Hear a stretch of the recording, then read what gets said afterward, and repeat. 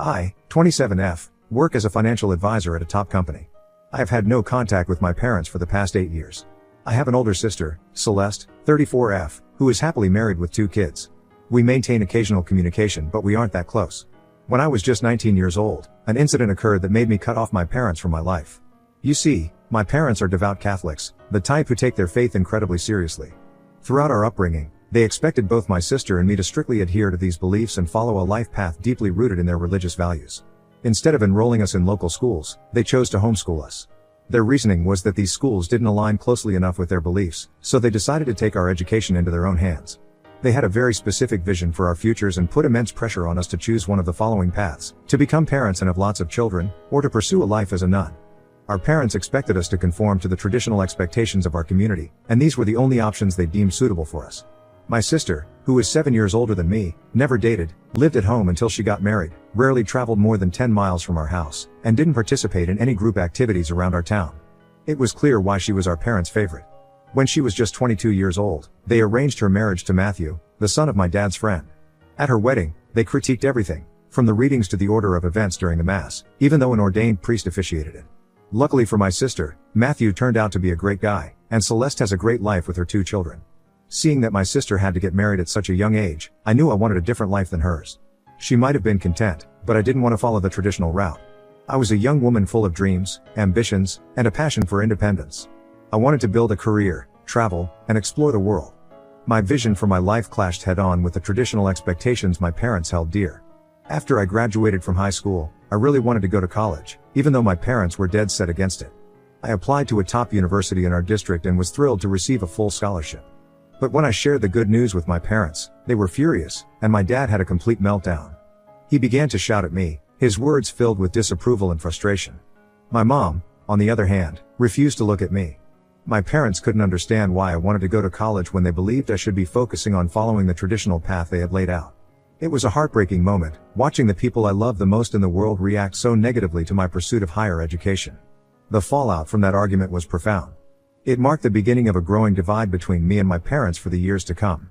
It was clear that pursuing my dreams was not in line with their vision for my life, and this incident was the catalyst for our eventual estrangement. Starting college opened up a whole new world for me. I learned things that challenged the beliefs my parents had instilled in me throughout my upbringing. I made new friends and gained a sense of independence that I hadn't experienced before. My parents, however, struggled to accept these changes in me. They saw my newfound independence and the influence of my college experiences as a threat to the values they held dear. Our reunions during college breaks were marked by tension and misunderstandings. I felt like I was walking on eggshells, trying to avoid topics that would inevitably lead to arguments. The gap between our worldviews was widening, and it was becoming increasingly difficult to bridge the divide. Despite all the changes, a part of me still longed for their acceptance, but it seemed like an elusive dream.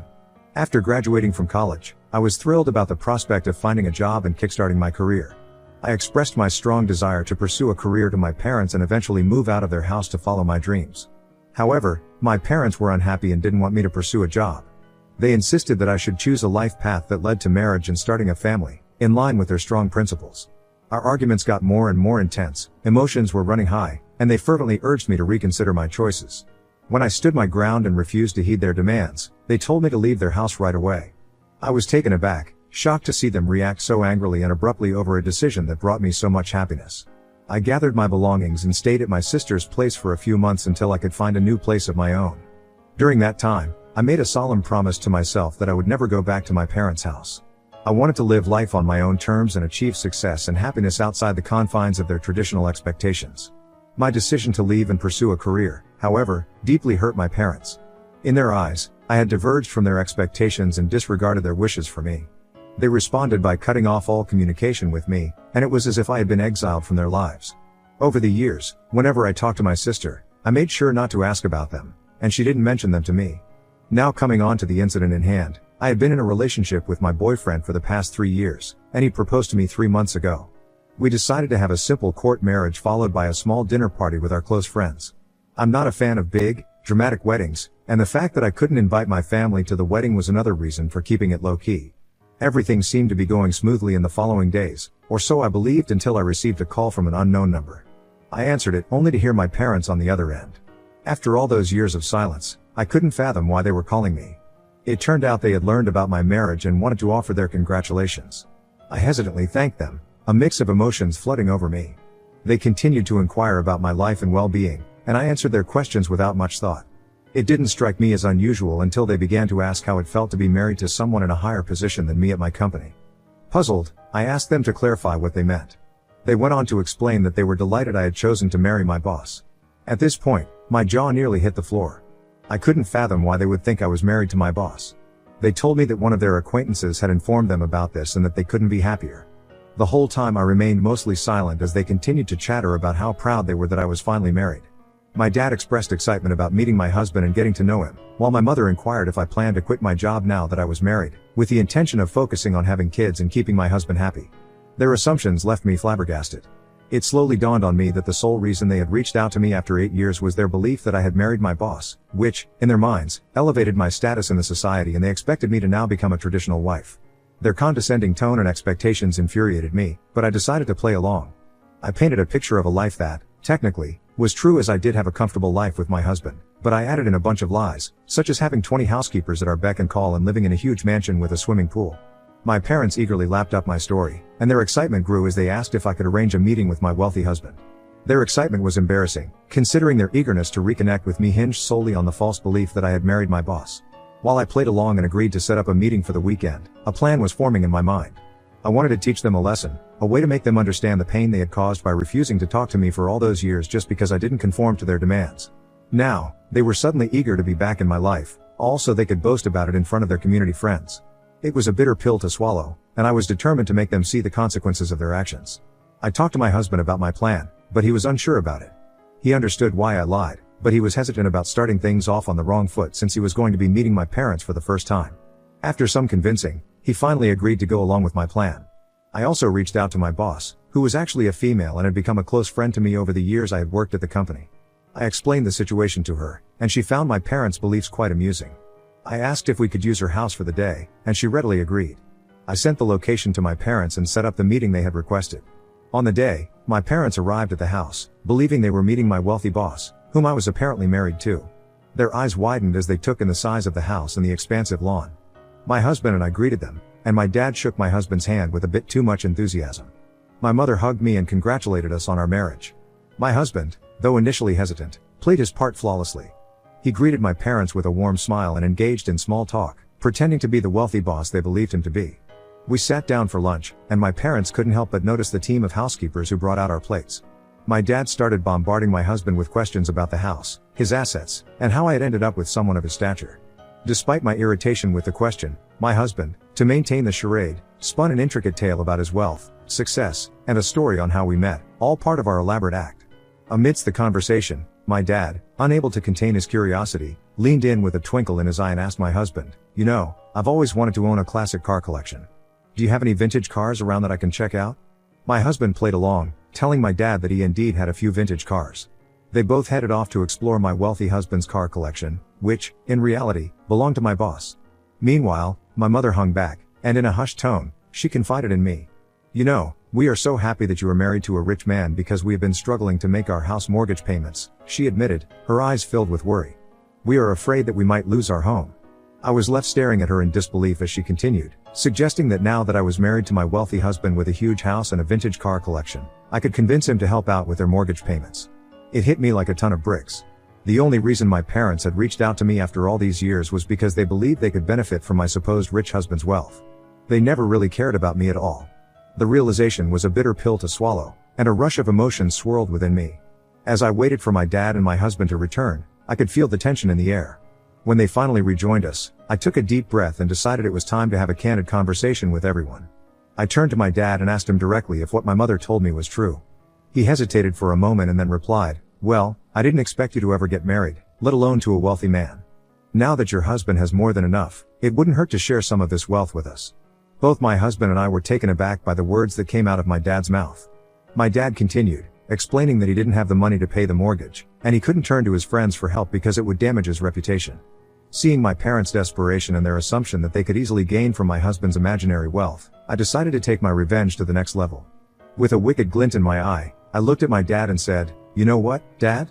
We can help you with your mortgage, but there's a condition. You must first publicly apologize to me and acknowledge that you were wrong to cut off contact with me for the past 8 years. You need to do this in front of our entire family and friends at a gathering we will organize." My parents were taken aback, but it's not like they had any option. They reluctantly agreed to my terms. Over the next few weeks, I organized a family gathering where I invited our relatives and close friends to join us. My sister had no idea about all these circumstances and was taken aback that my parents had decided to reach out to me after so long. I made sure to keep my sister in the dark about my revenge plan, as I knew her strong convictions might lead her to spill the beans to my parents. On the day of the event, I was happy to meet my extended family after such a long time and meet some of my parents' longtime friends. Everyone congratulated me on my marriage to my supposed wealthy boss and kept asking if we were trying for kids. I was getting irritated with their close-minded questions, but to maintain the charade, answered all their questions with a polite smile. Amid the cheerful chatter, my dad decided to call everyone's attention for a toast. He rose from his seat, raising his glass high, and began by expressing his happiness to be there among family and friends. He congratulated my husband and me on our marriage. My dad continued with his speech, proclaiming his pride in how I had turned my life around and was now married to my boss. He spoke about the embarrassment he had initially felt when I had expressed my desire to pursue a career, and how I had supposedly brought shame to his family at the time. He declared that he had now chosen to forgive me because I had finally chosen the path that he and my mother had wished all along. The room remained still as his words hung in the air, and little did my dad know that this gathering was indeed about to take a turn he hadn't anticipated. As my dad concluded his speech, the room was filled with an expectant hush. Most of the guests believed I would rise to thank him for his words, but I had entirely different intentions in mind. It was time to reveal the true purpose of this gathering, to set the record straight, and to finally address the 8 years of estrangement. With all eyes on me, I began to speak. "Thank you, Dad, for your kind words and for being here today. There's something I need to confess in front of everyone." As I spoke, a collective murmur rippled through the room. "I am married to my husband," I continued, "but he isn't the boss of my company. My boss is actually a woman and a very close friend of mine, and it was in fact her house that you visited earlier. The wealth and the lavish lifestyle you so eat was all a charade. Someone had lied to you that I had married my boss, and I went along with the lie just to find out your true intention. I had then insisted on having this gathering so I could reveal the truth about our family." My dad's face shifted from pride to shock, and there was a moment of stunned silence. I recounted in front of everyone how my parents had cut off contact with me for 8 years because they disapproved of my desire for independence and the pursuit of a career. But suddenly, they called me out of the blue, when they believed that I was now married to my boss, who was supposed to be rich. I disclosed the real reason was that they wanted our financial help as they couldn't afford to pay for their own house. They had reached out to me after all these years with the sole intention to leech off my rich husband and tried to convince me to ask him to pay for them. It was a shocking revelation as everyone registered the truth. I went to clarify in front of everyone that although I wasn't married to my wealthy boss like my parents had assumed, my husband and I did have a very comfortable life with equally high-paying jobs. I emphasized that the comfortable life we led was a result of my decision to break free from them and pursue a career rather than rushing into marriage and motherhood. The room was filled with a mix of emotions, from surprise and disbelief to understanding and even disappointment. All eyes turned to my parents, who now appeared embarrassed and exposed. The guests started whispering to each other as my husband and I got up from our seats, triumphantly, and left the gathering. Our work here was done, and a sense of satisfaction washed over me. I had finally put an end to the facade my parents had maintained in front of their community all this time. All of this happened last week, and the aftermath has been quite revealing. I have been receiving numerous calls from people since the incident. While the majority of them applaud my courage in standing up to my parents and unveiling the truth in front of everyone, my sister and some relatives believe that I went too far, humiliating my parents in front of everyone. So, am I the a-hole for going along with my parents' lies about being married to my boss so I could take the ultimate revenge on them? Update 1. I appreciate all the responses to my post. After reading your comments and suggestions, I felt compelled to give my sister a call and share my perspective.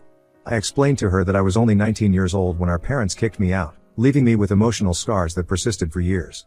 Their decision to cut me off was solely based on my desire to pursue higher education and choose a life different than what they wanted. It was an incredibly painful experience for me at such a young age. I made it clear that I never looked down on her choice to get married, but it wasn't the path I wanted to follow. I described the hurt I felt upon discovering the real reason my parents wanted to reconnect with me after all these years. I posed a question to Celeste, asking if she would ever treat her own children differently and cut them off if they made a decision she didn't like. She solemnly responded with a no. I pointed out that as a parent herself, she should understand that what my parents did to me was extremely wrong. This is why I felt compelled to teach them a lesson they wouldn't forget. My sister, after hearing my side of the story, expressed sympathy for the challenges I had faced. I had always kept my feelings to myself, so she hadn't fully grasped the extent of my struggle. Celeste admitted that she had no idea how I had felt all these years, and she understood now why I took the actions I did. While she couldn't entirely stand behind my revenge, she assured me that she wouldn't hold it against me. I was happy after my conversation with my sister. As for my parents, they haven't reached out to me since the incident, and I have no plans to initiate contact with them first. Given the way I exposed their truth, I can only imagine they are seething with anger. It remains to be seen whether they will reflect on their actions and attempt to rebuild our fractured relationship or continue to blame me for their actions. For now, I stand by my decision to bring these issues to light and hope that they will have learned a valuable lesson. My mother reached out to me today while I was at work. She expressed how she and my father felt humiliated in front of everyone, with my father harboring anger towards me. She continued to admonish me for lying to them, but I reminded her that I had simply played along to uncover their deceitful intentions. My mother attempted to justify their actions, explaining that they believed I was finally going to conform to their idea of a good girl by giving up my career and focusing on my family. I made it clear that I had no intentions of doing so, especially with the financial stability I had achieved, and the prospect of a promotion at my company on the horizon. I reiterated that I had no regrets about my actions, as they had only revealed my parents' true facade. She also shared that some of our relatives and friends were talking about them now, and a few had expressed to my parents that what they had done to me 8 years ago was wrong. This revelation seemed to have further infuriated my dad. I didn't want to continue having this conversation with my mother anymore as I knew it wasn't going to go anywhere, so I cut off her call. I didn't want to continue having this conversation while I was trying to work. My parents were set in their ways and so was I. I was just glad that the aftermath of the gathering was creating ripples of change not just within our family but also within the broader circle of people who were privy to the situation. Update 2. It's been 3 months since my last update and a lot of things have happened since then. Following the advice from many of you, I decided to begin therapy. I realized that I hadn't been dealing with the estrangement from my parents in a healthy manner, and the lingering resentment had been a heavy burden for years. While I had exposed the truth about their intentions, I didn't want to continue holding on to that resentment. Therapy has been a step towards finding a healthier way to address my past and emotions. As for my parents, they agreed to sit down and have a conversation with me, largely due to my sister's heartfelt pleas. I had been initially reluctant to meet them, but my husband encouraged me to give them a chance. We all gathered at my sister's place, and I chose to remain silent as my parents took a seat to initiate the conversation. My mother started by expressing her regret for our previous encounters, which really surprised me. She admitted that she had been doing a lot of soul searching and had realized that their actions had hurt me deeply, and she now understood the pain it had caused. My father, who had remained silent until then, acknowledged that cutting off contact with me 8 years ago had been a mistake and that they were determined to make amends. He explained how their strong commitment to their beliefs had prevented them from seeing things from my perspective. I remained cautious, opting to listen more than speak. Their words seemed to come from a place of genuine reflection, which was a positive start to our conversation. My parents shared how they had been seeking guidance from their community, which had helped them see the error of their ways. While it was challenging, I understood that it was the first step towards some form of reconciliation. My sister appeared relieved with how the conversation was progressing. She had been a silent yet supportive presence during our discussion, and her hope for a renewed bond between our parents and me was evident in her expression. Seeing her optimism gave me some reassurance that perhaps, with time and effort, our family could find a way to heal and reconnect one day. Despite the challenges ahead, it was a comforting thought that we were taking steps toward repairing the rift that had separated us for 8 long years. I will continue to attend therapy and remain open to the possibility of reconciling with my parents in the future, though I will approach it with caution. For those wondering about my husband, we're doing great in our marriage. Our married life has been blissful so far, and he always supports my decisions. I'm really lucky to have a partner who loves me so much, and I look forward to growing old with him. We're not thinking about having kids right now, but we're open to the idea. At the moment, we're just enjoying our lives and traveling the world together.